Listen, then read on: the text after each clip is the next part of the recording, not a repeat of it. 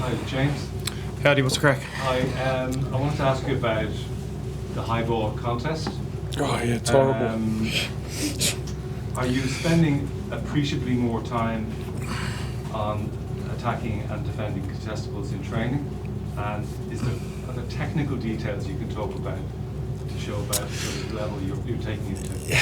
Yeah, obviously with the way the game's been reffed now, it's completely different. The high ball, well, the contestable in the air is completely different to what it was the last time we played against South Africa. Over there in Durban, we actually put up a photo this morning to show how different it was.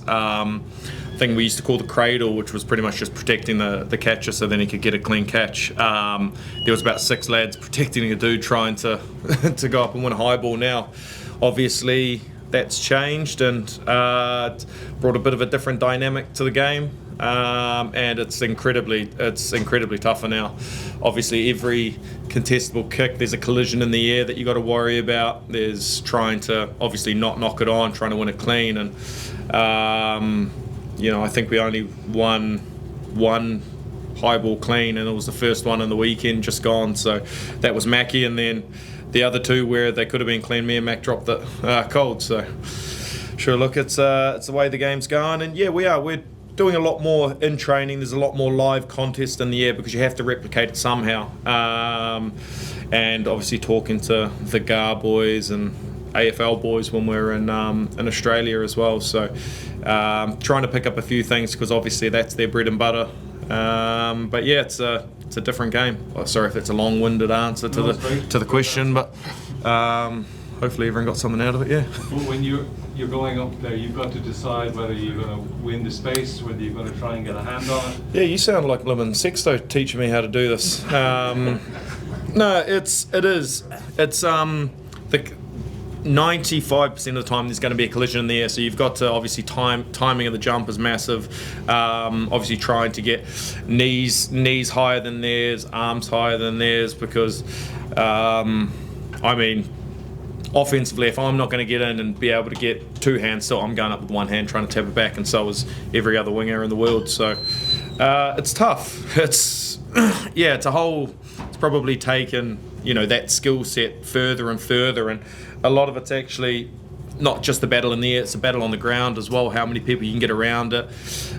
Fingers pointing at the ground is sort of a one that we picked up from the AFL boys, and making sure you're low and ready to dive on scraps. So I think even Furlong got one of the scraps in the weekend on the ground, and it just shows everyone's alive for it, because the ability to kick on kick is huge. You're bringing backfields up, and then all of a sudden everyone's got to reset and get back, and Jamo was able to expose it once, almost twice with a kick to Tommy, which got charged down. But look, it's a massive facet of the game now, and she's getting tougher and tougher. The last one from me, do you think it's good for the spectacle of rugby?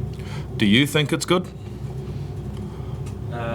Well, it's not really my opinion that counts here, James. I'm just one of the idiots in the middle running around like. It sounds like a rhetorical question. Yeah. You're responding with. It's. I thought when it was first brought in that you couldn't cradle, it would create more bad collisions in the air, but it hasn't. So, yeah, I think it's going to be there to stay for the near future anyway. Yeah. Because there's the scraps you're talking about, the broken ball. Yeah. That does add to the spectacle. Yeah, it does. Probably a bit more broken play, and boys are, I guess, universally everyone's trying to figure out ways of exploiting it now when there's broken ball on the ground. So, yeah, obviously leaning towards South Africa, they've always been very, very competitive in the air, and leading towards this Saturday, I think it's going to be a tough day, but hopefully we come out on the right side of it. Thank you. David? James, could I bore you with technical stuff as well? Sure thing. Yeah. Just in terms of the aerial stuff, I'm just wondering what kind of techniques and training you would use or have perfected over the years. A lot of it's timing, and now obviously with the collision in the air, and actually now we're actually going up more hands overhead, trying to catch it like the AFL boys do. The NRL boys are very, very good at it as well, and a lot of it's timing. The thing, you don't want to be a sitting duck, you don't want to be standing under it knowing but you've got a Kane and Moody or a Cheslin Colby or someone leaping on top of you. So being able to get the timing of going back to then generate momentum and go forward. But a lot of it's the collision in the air. They've got some pretty impressive athletes on their side, so hopefully we can come out the right end of that. And is CMJ in your world at all, is it? Counter movement jump. Yeah. Yeah. I read a lot about that with, you might have seen Liam Scales at the weekend, kind of getting up high, a different way, obviously. Yeah. How good have the footballers been? Jesus, was some week for the lads. Yeah, we do. Yeah, no, we do, and there's obviously it's part and parcel with the territory. You got to be able to run and jump, and the CMJ, with that, it's that there's more of a stationary thing, but even like getting it's a lot of it's momentum and timing and being able to use your body, get your body in the way and create probably a bit of distance between you and the attacker or defender, however you may be receiving it. So yeah, it's just finally, like, the line-out boys can brush off all the mistakes they make and blame it on the media. Just you dropped the pill at the weekend. Oh, they absolutely said that. You dropped the pill at the weekend. I said that, yeah. What happened? Was that just a brain fart, or? Were you in the? It was wet, windy side. Yeah. Should probably warm it with you. It was. Look, it wasn't as easy as it looked out there, I don't think. I was up in one of the Avivia suites after, and someone was slagging me there. I was like, you're in the aircon sitting in here and blowing 24 degrees. You come out there and I'll kick some balls and see how many you catch. So it was tough conditions. Unfortunately, that's just what happens. Yeah, sucked. I was, Mac did it as well. So yeah, what an idiot he is, huh? Yeah. Owen, Dara, then Derek. You mentioned there earlier that you look to Australia and the Gal boys because it's their bread and butter. Was there anyone in particular you spoke to or anything like that? Who did we have? We had Brian Fenton coming. He was coming back from his... he had a shoulder operation, and we were... When was this? Maybe Six Nations, and that's when it was the tide was sort of changing. And I mean, he's massive. He's such a big dude. Lean as lettuce, 6'5", 6'6", and he was running around with a shoulder hanging off him, and he's like, even just technically how cool, calm, and collected. And I know it's a different ball like that they have to worry about. It's not. I mean, it is still moving in the air, and I'm not taking away anything away from that. But I mean, they've been doing it since they were 5, 6, 7 years old. There's how many collisions in the air that they've got to get up for. So yeah, he came in and helped us a fair bit. So we're very grateful. He's a great lad, and we're thankful for his time. I don't know. I think we've gotten a little bit better, but there's still a long way to go. Yeah. You've been catching balls all your life too. Was there anything he said that made you change how you did it? No, I think it's more just a technical thing. I've always been pretty free flowing, but like they always talk about thumbs together, and they actually talked about like a bend in the elbow as well. So it's just like little things like that I would never have thought of. I just see the ball in the air, go and try catch it, sort of thing. So yeah, it's good. And even like Sexto's sort of taken it on his plate as well. He went to a few AFL teams when he was in Australia trying to figure things out as well. So look, it's the way the game's going. I don't see it changing anytime soon. So yeah, it's good. Sarah? James, another guy who's pretty good in the air, Tommy O'Brien. You happy to see him in Ireland jersey? I know he had a tough time with injuries for Leinster. Pretty well. How happy are you for him? Yeah, it's been awesome.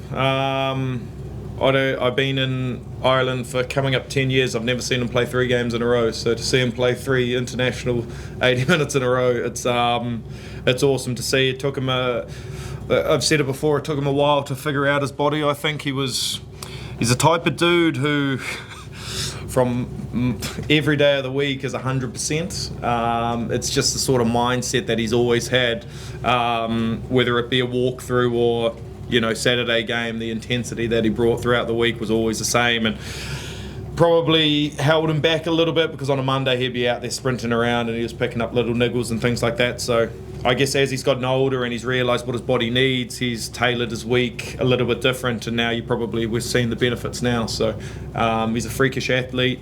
He's quick. He's physical when it comes to the tackle, and like you said, he's pretty good in the air. Runs like the wind. He's mad at the grass. It's good to see him playing good footy, and it's great for the group. Derek. If I can just stereotype you for a second, I'm presuming you have 2 left feet when it comes to soccer.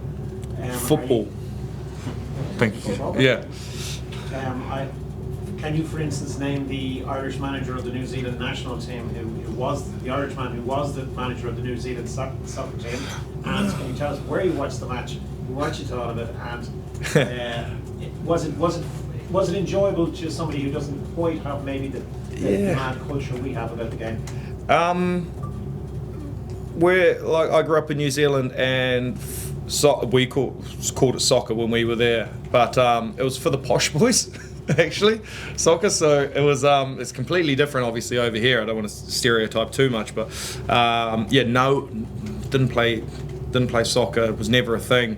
Coming over here, obviously, everyone's football mad, aren't they? And a few of the boys went to the game on Thursday night and said the Avivia was absolutely jumping. What a result. We were watching it in the team room, and you're sort of sitting there pre-game thinking, it's like, we've got a chance, backs against the wall, and it's such a typical Irish thing, backs against the wall. And Troy Parrott, jeepers. Seriously impressive. And then to go away to Budapest, they were in, and I was on the couch. I just got home, put the kids down, flicked on the tally, and then it was the roller coaster of emotions. You go down, then you get the penalty, then you go down again, and then all of a sudden he puts another one in off a fantastic assist, and then that last goal. It was. I remember you support some obscure team because you hated the fact that all the Irish players supported Manchester United, so you wanted to support. Yeah, everyone supports United and Liverpool, so City chose me. Yeah. Yeah, Faz. Yeah, first time he said it, Faz ever saw me, we were in a grocer, and he said some long-haired person, obviously it was me. I was wearing an old school City long sleeve jumper, and he was trying to figure out who it was, and then he saw it was me. Didn't even say hello to me then, just kept on going on with his day. But yeah, we're City through and through. Were you slagging Mac that his hat-trick has faded now into obscurity? Yeah, that was awesome, isn't it? Yeah. Troy Parrott, man. Jesus. I was getting emotional when he was speaking after the game. Like, it's how good. I can't wait for the qualifier. It's going to be, we'll definitely be behind them. Yeah. You had grown up dreaming of playing for Ireland. I can't imagine you would have had. How Irish do you feel? Jesus, thanks for the reminder. No, it's like I've said it before, and I'm forever grateful for what Ireland has given me and my family, and the opportunity that rugby has given me, not to just come to Dublin and play for Leinster, but then given the opportunity to represent Ireland. And I don't think anyone questions where my loyalties lie and how passionate I am about this country and what this game has given me. It's hard to put into words, but if I keep talking, I might start getting too emotional about it. Yeah. Thanks, James. Thanks, everyone. Thank you. Cheers, fellas. Ladies and